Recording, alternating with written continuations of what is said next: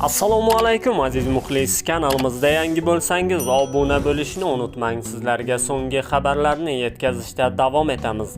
Diqqat, shoshilinch xabar. Bugun 1-may kuni soat 7:01 da Toshkent shahar Yakkasaroy tumani Qo'shbegi ko'chasida joylashgan Yakkasaroy kichik sanoat zonasi hududidagi sintefon ishlab chiqarish sexida yong'in ro'y berganligi to'g'risida favqulodda vaziyatlar bo'limiga xabar kelib tushdi. Shunga ko'ra, yong'in qutqaruv ekipajlari soat 7:04 da hodisa joyiga yetib borib, yong'in 7:45 da o'rab olingan va soat 8:09 da o'chirilgan. Yong'in bartaraf etilgandan so'ng yong'in joyini o'rganish davomida 2 nafar fuqaroning jasadlari aniqlangan. Shuningdek, 5 nafar fuqaro tan jarohati bilan shifoxonaga yuborilgan.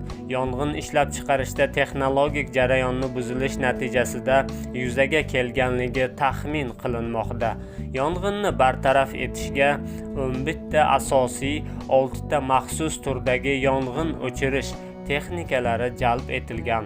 Yong'in natijasida sexning taxminan 700 kvadrat metr maydonda tomi, shifti va mahsulotlari yonib zararlangan. Mazkur holat yuzasidan dastlabki tergov oldi surishtiruv ishlari olib borilmoqda.